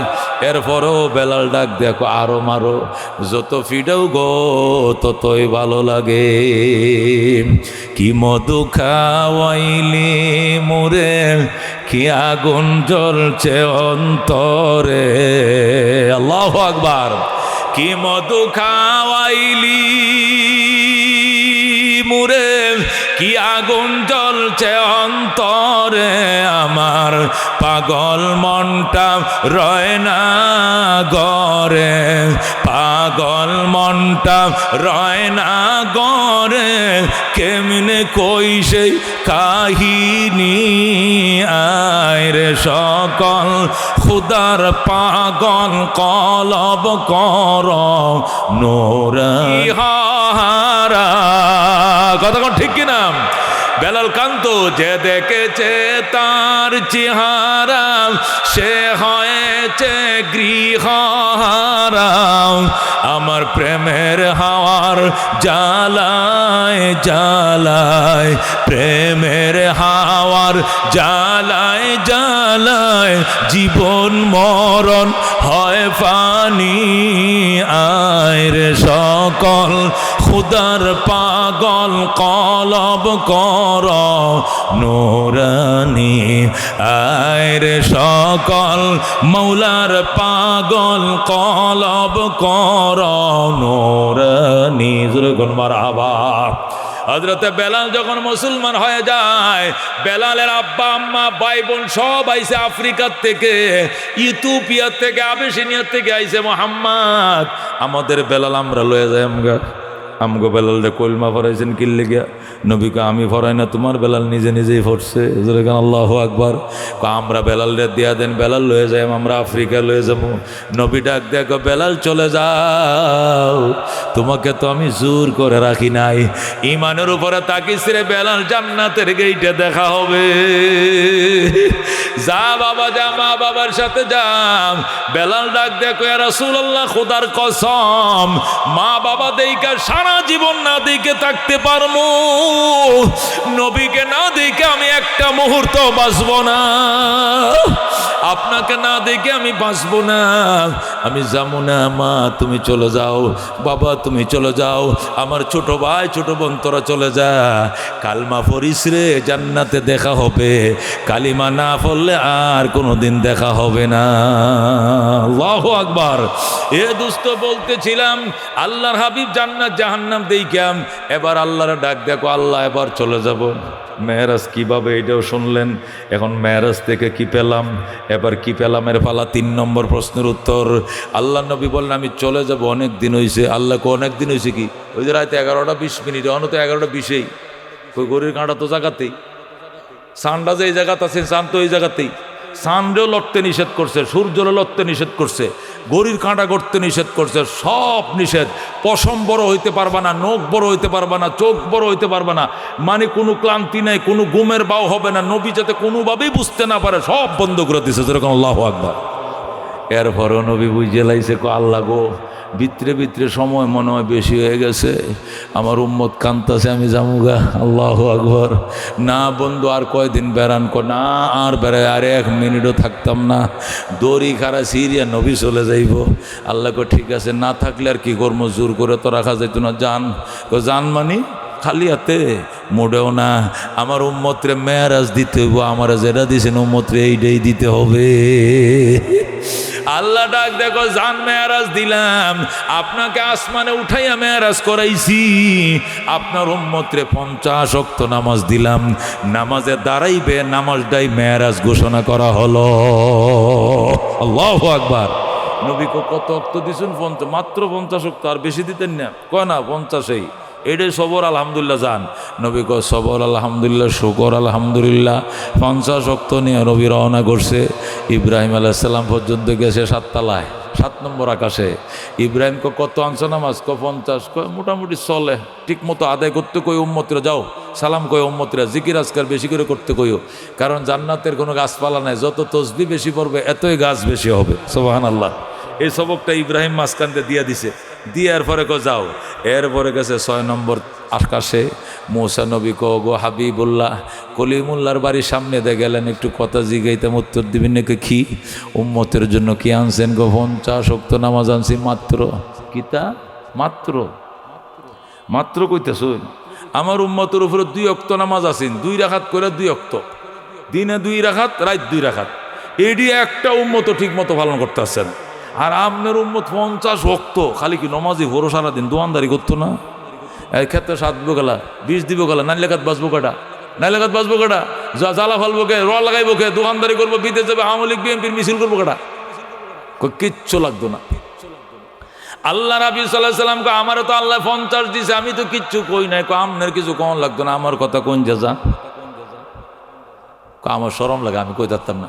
আমার নামটা কইবেন, আপনার কথা কইতেন করে, আপনি তো ভালো মানুষ, আপনি তো 50 রাজি, আপনি এটার কথা হন যে, কিন্তু আমার কথা কোন যে মূসা পয়গাম্বর কইছে আমার উম্মতের লাগে বলে কষ্ট হয়ে যাবো, এখন জিনিসটা একটু বিবেচনা করার জন্য, পুনর্বিবেচনার জন্য আইছি। এইটুকু কই থাকতেন না, পারবাম গেছে। আল্লাহ জান দিলাম 5 কমায়া। সুবহানাল্লাহ। কত রয়েছে? 45। মূসা আবার যান, আবার গেছে, যান আরও দিলাম 5 কমায়া। এইভাবে মূসা পয়গাম্বর আমগো নবীরে 9 বার পাঠাইছে। কয়বার? 9 বারে কত কমছে? 45 ওয়াক্ত কমছে। আর কত রয়েছে? 5 রয়েছে। আবার মূসা নবী আবার যান, 5 ওয়াক্ত পারতো না, 2-1 ওয়াক্ত রাখেন মাত্র, খালি জোহর আর আসরটা রাখবেন, তাহলে ফজর ঘুমোতে উঠানো লাগতো না। আর মাগরিব এসা আসরও বড় ঘুমাই গেল, মাগরিবও নাই এসাও নাই। নবী কো আমার শরম লাগে, ইন্নি আস্তাহি মিন, আমার লজ্জা লাগে, তুই যা। মূসা কো আমি যাবো? 6 তলার উপরে 1 ইঞ্চি উড়বা গেলে ভাঙনাটি শুদ্ধ ফুরিয়ে দেব, আমি যাই পারতাম না, করতে হইলে আমিও যাই পারতাম না। আল্লাহ নবী আর গেল না, 5 ওয়াক্ত নিয়ে ফিরল, জোরে কোন সুবহানাল্লাহ। ইহুদিরা এখনো পর্যন্ত লেখে, ইহুদিরা মুসলমান খালি নিজের নবীরে চিনলা, আমরা মূসা নবীরে চিনলা না। মূসা নবী যে কত উপকার তোমরা করছে, তুমগো নবী তো 50 ওয়াক্ত নামাজ রওনা করছিল, ব্যক্তি গোছায় চাললো, তোরা সারাদিন খালি নমাজে ভরাইলো। আমগো মূসা নবী খালি বাঁচাইয়া দিছে, এরপরে আমরা ইহুদিরা 2 পয়সার দাম দিলি না তোরা। হ্যাঁ, মূসা নবী বলে বিরাট উপকার করছে, মূসা নবী বিরাট উপকার করছে, আমরা নবী বলে উপকার করছে না, জোরে কোন নাউজুবিল্লাহ। আমরা বলতে চাই, শোনো, তোমার নবী উপকার করে না, তোমার নবী আরো বিপদে ফেলাইছে। আমার নবী জানতো উম্মতে 50 ওয়াক্ত নামাজ পারবে না, তারপরে আমার নবী নিজের মুখ দিয়ে কয় না কি জন্য, বিদায় বেলা জানে সব পুরাটাই ঠিক থাকে, জোরে কোন সুবহানাল্লাহ। আল্লাহ নবী আল্লাহর দরবারে 9 বার গেছে, কয়বার? 9 বার যাওয়ার পরে 45 কমছে কিনা, আর কয়েক তো রয়েছে 5 ওয়াক্ত। আল্লাহ কয় এখন এই 5 ওয়াক্ত সর্বশেষ, এই 5 ওয়াক্ত ঠিক মতো আপনার উম্মতরে পালন করতে কইেন, আমি 5 ওয়াক্ত সোয়াব ইনশাল্লাহ আমি সব দিয়া দিমু, 5 ওয়াক্ত সোয়াবও দিমু, 5 ওয়াক্ত নামাজটা ঠিক মতো আদায় করতে কইেন। নবী কয়েক তো সোয়াব দিবেন? 5 ওয়াক্ত সোয়াব কিয়া, সব তো 50 দেওয়া লাগবো, কে সব 50 দিতাম, কে আপনি না বারবার নামাজ কমাইলেন? আমি তো ব্যক্তিগতভাবে কমানোর পক্ষে আসলাম না, এটা মূসা পয়গম্বর আমার ফাটাইছে, উনার রেফারেন্সে আইসি, আপনি দয়া করে কমাইছেন, এটা তো আপনার ব্যাপার, আমি তো কমানোর পক্ষে আসলাম না। এই জন্য আমি কমানোর পক্ষ তো হইলেই কইলাম যে অতুরি নামাজ দিন না, যে তা আমি তো হইলেই না, কি দেখছেন না আমি কি সুন্দর করে বালবালায় মতো মাতারা তলবাদের রনরে দিছি, মানে আমি রাজি আসলাম, আমি তো 50 রাজি ছিলাম। মূসা নবী আমারে ফাটাইছে, দয়া করে আপনি কমাইছেন, ডিউটি কমাইছেন, ঠিক আছে, সব কমাইলে আমি মানি না, কারণ আমি তো কমানোর পক্ষে আসলাম না, যেরকম সুবহান। এইটা হলো আসল কথা। আমার নবীও জানতো উম্মতে 50 পারবো না, কিন্তু নিজের পক্ষ থেকে না কইয়া আমি 60টা আকাশ পাড়ি দিয়াম।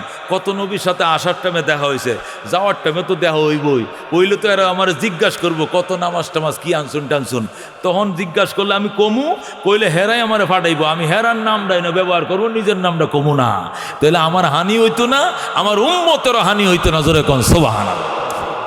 এই জন্য তোমার নবী উপকার করে নাই, আমার নবীও জানতো যে আমার উম্মত 50 পারতো না, কিন্তু তোমার নবীর নামটা ব্যবহার করছে কি লেগিয়া, ডিউটিটা কমলে সবটা যেন না কমে, শেষ পর্যন্ত নবী কবুল করাই আনছে, আমার উম্মত নামাজ পড়বো 5 ওয়াক্ত, সওয়াব পাইবে 50 ওয়াক্ত, জোরে কোন সুবহানাল্লাহ।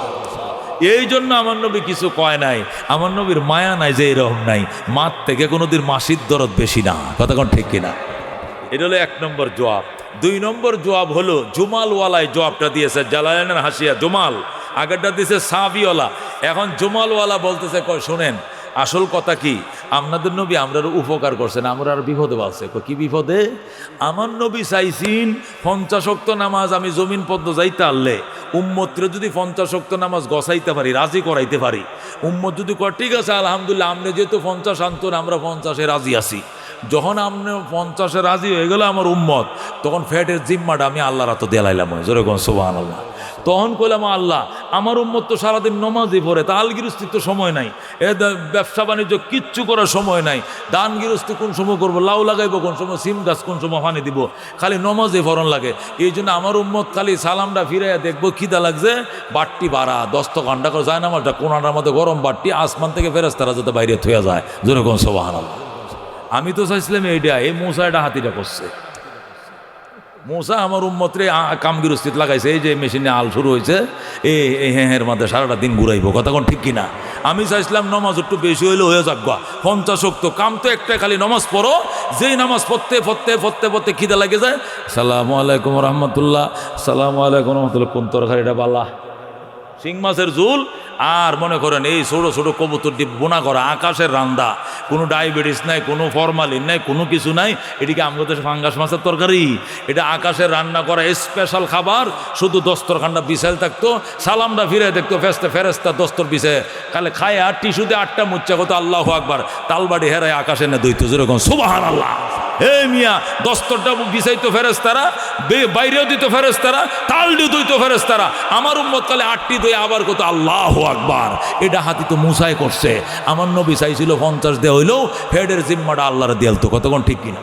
আর এই ফেডের কারণে এখন আওয়ামী লীগ করণ লাগে, কতদিন পরে আবার দেশে তাহন যায় না, হলায় তাহন লাগে, এরপরে বিদেশ থেকে বিদেশ যাওয়ান লাগে, পরে করো বিএনপি, পরে জাতীয় পার্টি, পরে জমাত, এই মায়ের খাও, এই এত তাল দেশ বিদেশ, ওমান যাও, কাতার যাও, ইট টানো, রোদের মাঝে আল বাও, এত তো টাইম আছিল।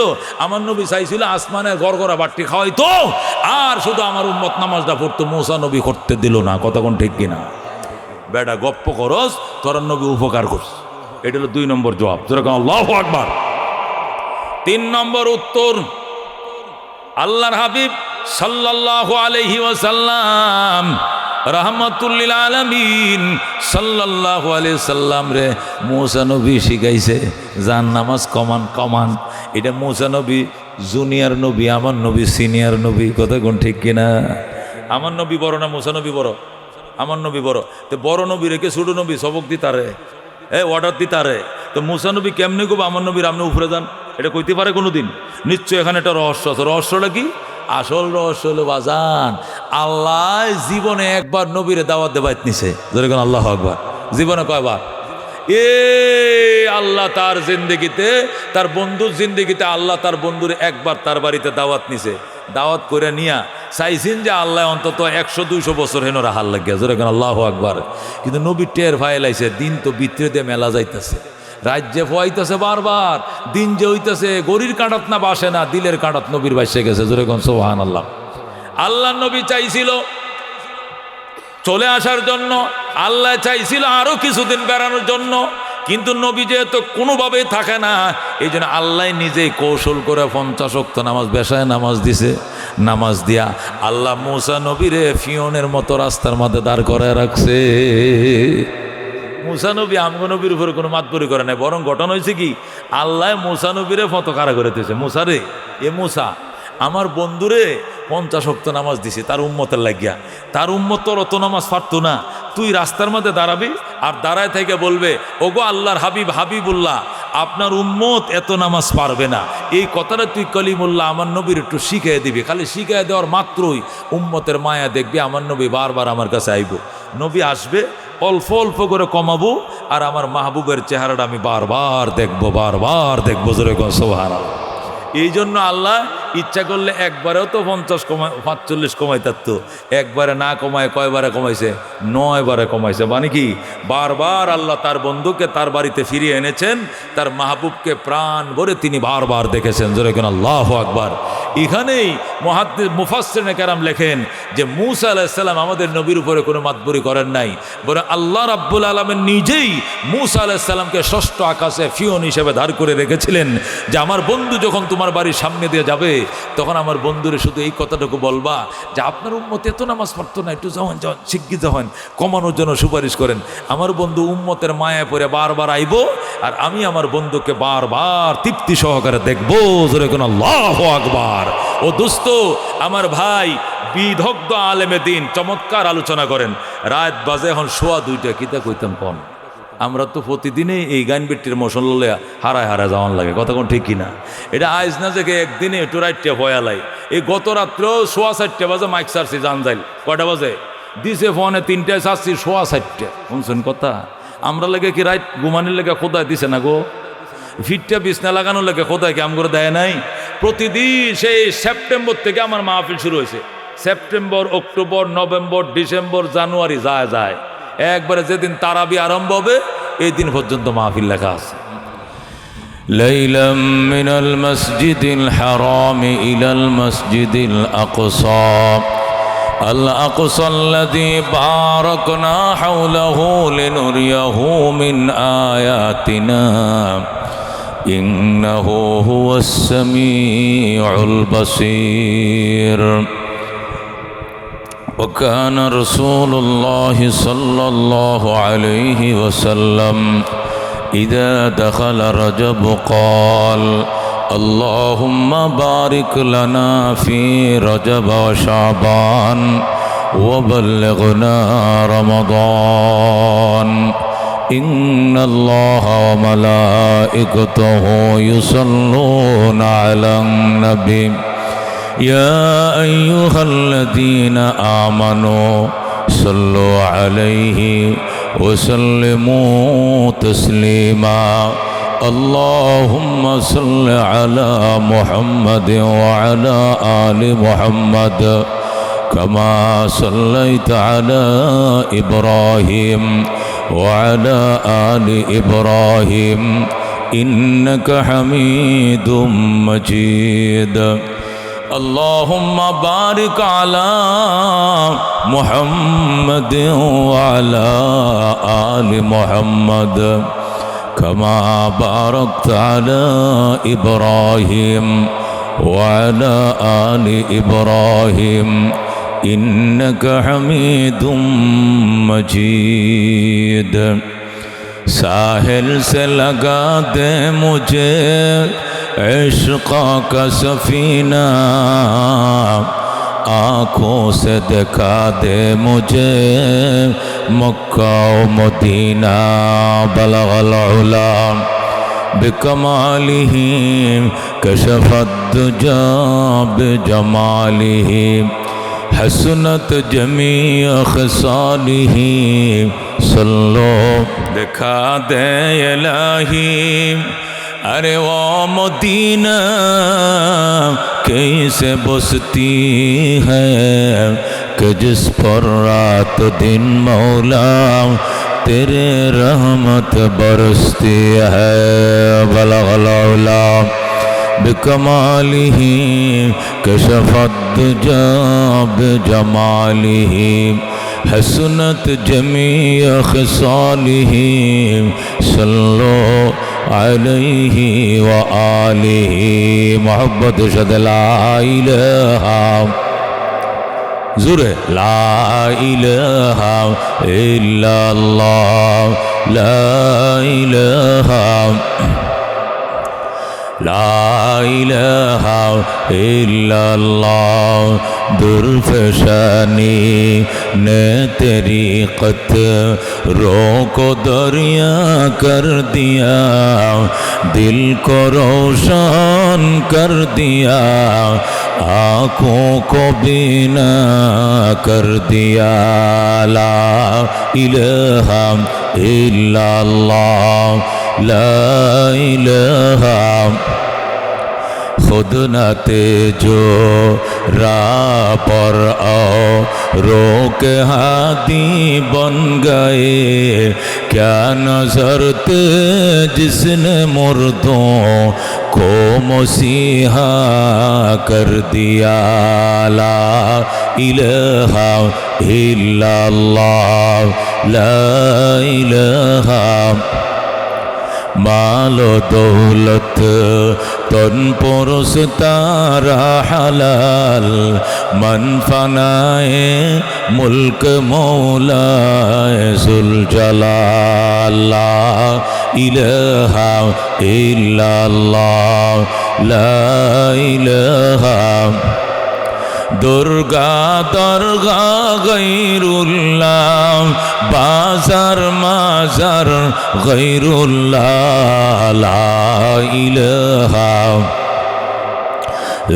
ला इलाहा আসমান জমিন গৈরুল্লাহ চন্দ্র সূর্য গৈরুল্লাহ লা ইলাহা লা ইলাহা হায়াতের মালিক যে আল্লাহ মৌতের মালিক সে আল্লাহ লা ইলাহা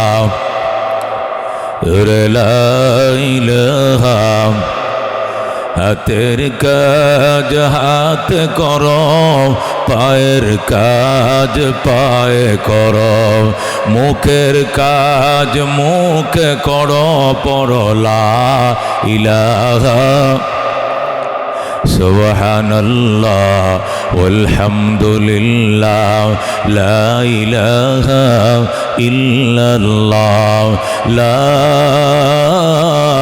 ইলাহা ইল্লাল্লাহ মুহাম্মাদুর রাসূলুল্লাহ সাল্লাল্লাহু। এটা পুরাতন একটি দর্শগা, পুরাতন মসজিদে নামাজ পড়লে সব বেশি। এটা মনে রাখবেন সারা জীবনে, যে মসজিদ যত পুরাতন হবে এই মসজিদের সওয়াব বেশি হবে। যে গুরুস্থান যত বেশি পুরাতন হবে এই গুরুস্থানে দাফন করলে সওয়াব বেশি পাওয়া যাবে। কারণ 200 বছরের পুরাতন গুরুস্থান, নিশ্চয়ই কোনো আল্লাহর ওলি এখানে কেউ না কেউ শুইছে এখানে। যদি কোনো মকবুল বান্দা এখানে শুয়ে থাকে এর 40 কদমের মধ্যে আর কোনো গুরাজাব হবে না। সুবহানাল্লাহ। এই জন্য পুরাতন কবরস্থানে দাফন করার সওয়াব বেশি, পুরাতন মসজিদে ইবাদতের সওয়াব বেশি, পুরাতন চাউলে বাতবারে বেশি, পুরাতন মাদ্রাসায় রুহানিয়ত বেশি। মাদ্রাসা গত কাইলে একটা হয়েছে, গত 6 মাস আগে একটা হয়েছে, গত বছরও হয়েছে, 24 সালে হয়েছে, 15 সালে হয়েছে, 17 সালে হয়েছে, বাড়ি ভাড়ায় মাদ্রাসা। কথা ঠিক কিনা? আর এটা 80 বছর আগে হয়েছে। 80 বছর আগে যারা এই প্রতিষ্ঠান প্রতিষ্ঠা করছে তাদের অন্তরের এখলাস আর এখন রহমতুল্লাহ সুনামিয়ার এখলাস আকাশ বাতাস ব্যবধান। কথা ঠিক কিনা? এটা এখলাসের বুনিয়াদ মুখলিসিনদের হাতে স্বহস্তে নির্মিত প্রতিষ্ঠান যাত্রাবাড়ি দারুল মাদ্রাসা। কথা ঠিক কিনা? এখানে রুহের খোরাকে হবে বেশি। কথা ঠিক কিনা? এই জন্য এই সমস্ত প্রতিষ্ঠানে মোনাজাতের আগে মানুষ যায় না। এই সমস্ত প্রতিষ্ঠান সারা রাত মাইক চালায়, বয়ান চলতেই থাকে, একদল আইতেছে একদল যাইতেছে। কথা ঠিক কিনা? এই জন্য আমি এত রাত না লেগে আমি এত রাত করি। আমি সাইডটা করি সবাই এক রাত্রে, এটার নামে এটা তুলি, এটার নামে ওইটা তুলি, 1 মিনিটও দাঁড়ায় না, সোজা উঠি। কিন্তু আজকে আমি 11টা বাজে আইসা 1:45 বাজে উঠছি, 2.5 ঘন্টা সময় দিছি আমি। কেন? এই রুহানিয়ত বেশি, পুরাতন মুরব্বীদের প্রতিষ্ঠান। এবং আমার এক ভাই, আমরা 11 বছর একসাথে পড়ছি। উনি ভাগ্যের গুণে আল্লাহর দয়ায় আজকে এই মাদ্রাসার সে দারোয়ান হয়েছে। মুহতামিম মানে কি? দারোয়ান, বুঝেন? খাদেম। আল্লাহ তারে খেদমতের জন্য কবুল করছে, যেরকম আলহামদুলিল্লাহ। আমার ভাই ফোন করছে, দোস্ত আগে তো আমি মুহতামিম আসিলাম না, এখন আমারে মুরব্বীরা দায়িত্ব দিছে, ভাইয়ের কাছে ভাইয়ের আবেদন আসতে হবে। আমি বলে আসবো আমি ইনশাআল্লাহ। এই জন্য খুব কষ্ট হয় না আমার দাওয়াত দিতে, নাহলে আমার দাওয়াত দিতে 2-1 জোড়া জুতা ছিঁড়ে আঁটতে পিছনে। কিন্তু এক কাপ চাওয়া খাওয়ান লাগছে না, সোজা দাওয়াতটা রাখছি। কেন? রাস্তা সহজ। আমার বন্ধু, আমার দোস্ত এই মাদ্রাসার প্রিন্সিপাল। কথা ঠিক কিনা? একটা প্রোগ্রাম হওয়ার কথা ছিল ময়মনসিংহ ঈদগাহ ময়দানে, বিশাল বড় সম্মেলন, কোনো কারণে সম্মেলনটা হয় নাই। এই জন্য আমি একটু সকালে আইতে পারছি আলহামদুলিল্লাহ, না হলে 12টা একটা এমনি বাঁচত সেখান থেকে আসতে। মহতারাম হাজরিন, আজকে সারাদিন ছিল জানুয়ারি মাসের 16 তারিখ, সারাদিন ছিল রজব মাসেরও 16 তারিখ। মাগরিবের আজানটা দিতেই রজব মাসের হয়ে গেছে 17 তারিখ। আর এই 12টার কাঁটাটা 1টার ভিতরে ঢুকতেই জানুয়ারির হয়ে গেছে 17 তারিখ। এখন রজবেরও 17, জানুয়ারিরও কি 17। তাহলে আমি কিন্তু 16 তারিখে শোভাত আইছি না। লেখা আছে কত? 16 জানুয়ারি যাত্রাবাড়ি, দলা যাত্রাবাড়ি দারুল মাদ্রাসা সভা, কিন্তু আমি ওয়াজ করতেছি কয় তারিখ? 17 তারিখ। শুনছেন কথা? রজব মাসের আজকে মাগরিবের আজান দিতেই 16 রজবটা 17 রজব হয়ে গেছে। আর 12টার কাঁটাটা 1 মিনিট ওভার হওয়ার সাথে সাথেই 16 জানুয়ারি এখন কে হয়ে গেছে 17। এখন এখনের যে রাতটা, এই 12টার পরে যে রাত, এই রাত জানুয়ারিরও 17, রজবেরও 17। এই দুইটা ডেট এক যুগে একই ডেটে চলছে। যেরকম আল্লাহু আকবার। এখন এটা 1 মাস এইভাবে চলবে। আবার জানুয়ারি যখন 31 হবে, চাঁদ কোনোদিন 31 হয় না, চাঁদ হয়তো 29 হয় অথবা কি হয় 30 হয়। ইংরেজি মাস 28 হয়, যেরকম ফেব্রুয়ারি 28 যাবে, কিন্তু চাঁদ কোনোদিন 28 হয় না, চাঁদ 29 হবে অথবা 30 হবে, 28 হবে না, 31 হবে না। চাঁদের বছর হইল কয় দিনে? 360 দিনে 1 বছর। আর সূর্যের বছর হইল ইংরেজি বছর 365 দিনে বছর। এই জন্য চাঁদের বছর ঘুরে। চাঁদের বছর কি ঘুরে, সূর্যের বছর ঘুরে না। ইসলামের যত এবাদত আছে এবাদতের হিসাব হলো চাঁদের সাথে, যেরকম সুবহানাল্লাহ। এই জন্য ঘুরে ঘুরে বুঝেন। রোজা শীতের দিনেও রাখছিলাম রোজা, গরমের দিনেও রাখছিলাম, হেমন্তকালেও রাখছিলাম, বসন্তকালেও রাখছিলাম, বর্ষাকালেও রাখছিলাম রোজা, আবার শীতে আইতেছে রোজা। কথা কোন ঠিক কিনা? প্রতি বছরে 10 দিন করে আগায়। প্রতি বছরে কয়দিন করে আগায়? 10 দিন করে সারা বছর ঘুরে, রোজা ঘুরে। কেন? রোজার সম্পর্ক চাঁদের সাথে, হজের সম্পর্ক চাঁদের সাথে। কথা কোন ঠিক কিনা? ইসলামী বর্ষপঞ্জির অধিকাংশ এবাদতের সম্পর্ক চাঁদের সাথে। কেন? চাঁদটা রুলিং করে, এবাদতটাও রুলিং করবে। চাঁদ ঘুরে, এবাদত ঘুরবে, যেরকম সুবহানাল্লাহ। এবাদত যদি না ঘুরতো তাহলে ও বেঈমানরা আমাদের উপর অভিযোগ করতো। কি অভিযোগ করতো? ইসলাম সুবিধার ধর্ম, খালি শীতকালে দিনে রোজা দিছে, কেমন বেটা হয়েছে, গরমের দিনে দিয়া দেখতাম ইমান কার কদ্দ শক্ত। কথা ঠিক কিনা? এটা আমরারে শরম দিল। ইসলাম খালি কাতি মাসের দিনে খালি রোজা দিয়ে রাখছে। ইসলাম চৈত মাসের দিনও দিত, দেখতাম মুসলমান কয়টা আছে বাংলাদেশে, কয়টা রোজা রাখার, কয়টা বয়ে বয়ে খায়। এই জন্য আল্লাহ কয় চৈত দিয়াম, বৈশাখ হইব, রোজা এটা কার্তিক হইব, অগ্রাণ হইব, ফাল্গুন হবে, এটা ফুসেও হবে, হেমন্তকালে হবে, বর্ষাকালে হবে, বন্যার দিনে হবে, শীতের দিনে হবে, শুকনা মৌসুমে হবে, ভিজা মৌসুমে হবে। আমার বান্দা সব মৌসুমে রোজা রাখতে প্রস্তুত। কথা কোন ঠিক কিনা? যদি গরমের দিনে শুধু একটানা রোজা দিত, আল্লাহ যদি ইংরেজি মাসের সাথে রোজার সম্পর্ক রাখতো, যে খালি জুলাই মাসে রোজা হইব, তাহলে রোজা হইলো 17 ঘন্টা। কয় ঘন্টা? তখন বেঈমানটা কইল ইসলামটার ভিতরে সাম্য বলতে কিছু না, খালি বৈষম্য, জুলুম আর জুলুম। কি জুলুমটা করছে? ঠান্ডা হুরা রোডের মধ্যে সারাটা জীবন খালি রোজা দিয়ে রাখছে। জুলাই মাস হলো পৃথিবীর সবচেয়ে গরম মাস, তামাম ওয়ার্ল্ডের মধ্যে সবচেয়ে গরম মাস হলো কি? জুলাই মাস। এই জুলাই মাস দিন অলম্বা, দিন খরাও। এই খরার দিনে, লম্বা দিনে রোজা দিছে। ইসলামের মধ্যে কোনো ইনসাফ বলতে কিছু না, আল্লাহ খালি টাটকা জুলুমটা করছে। এই কথা মানুষ বললো, কতক্ষণ ঠিক কিনা? শীতের দিনে কইল ইসলাম সুবিধার ধর্ম, শীতকালের দিনে রোজা রাখছে, গরমে দিয়া দেখতাম কার কামে না ইমান শক্ত। আর গরমের দানেদের দিনে রোজা দিলে কইল কি? ইসলাম অত্যাচারের ধর্ম, জুলুমের ধর্ম। এই জন্য আল্লাহ কয় চাঁদের সাথে আবাদত আমি পেঁচায় দিয়েছি, চাঁদও ঘুরবে, আবাদত ঘুরবে। শীতের দিনেও আমার বান্দা প্রস্তুত, গরমের দিনও প্রস্তুত, হেমন্তকালেও প্রস্তুত, বসন্তকালে প্রস্তুত, বর্ষাকালে আমার বান্দা যখন রোজা আসবে তখন রোজা রাখবে। আমার বান্দারা সারা মাস রোজা রাখার প্রস্তুত। কথা ঠিক কিনা? এই জন্য দোস্ত, আল্লাহ তাআলা রমজানের কি এই আরবি মাসের সম্পর্ক, আরবি মাসের সাথে সমস্ত ইবাদতের সম্পর্ক রাখছে। ইসলামী বর্ষপঞ্জিতে মাস 12টা। কটা? আল্লাহ বলেন ইন্না ইদ্দাতাশ শুহুর ইনদাল্লাহি ইসনা আশারা শাহরান ফি কিতাবিল্লাহ ইয়াওমা খালাকাস সামাওয়াতি ওয়াল আরদ মিনহা আরবাতুন হুরুম। আল্লাহ বলেন যেদিন আমি আসমান জমিন বানাইছি, এই দিনে মাসের গণনা 12টা বানাইছি। কটা মাস? মাস কটা? মহরম, সফর, রবিউল আউয়াল, রবিউল সানি, জুমাদাল উলা, জুমাদাল উখরা, রজব, শাবান, রমজান, শাওয়াল, জিলকদ, জিলহজ। কয় মাস? 12 মাস। মিনহা আরবাতুন হুরুম, মাসের গণনা 12টা। যেদিন আসমান জমিন বানাইছি এই দিন 12 মাসের গণনা আমি আল্লাহ বানাইছি। এটা মানুষে বানায় না, কে বানাইছে? আল্লাহ। আল্লাহ বলেন মিনহা আরবাতুন হুরুম, এই 12 মাসের মধ্যে 4টা মাস অত্যন্ত সম্মানী। কটা মাস? 4টা মাস সম্মানী। কি কি? জুলকাদা, জুলহজ্জা, মহরম, জিলকদ, জিলহজ, মহরম, পাশাপাশি 3 মাস। এই 3টা মাসকে সম্মান বানাইছে আল্লাহ হজের জন্য। এই 3 মাসে মানুষ কি করে? হজ পালন করে। আর একটা হলো রজব, জিলকদ, জিলহজ, মহরম, আর একটা কি? রজব। 12 মাসের মধ্যে 4টা মাস আল্লাহর কাছে সম্মানী।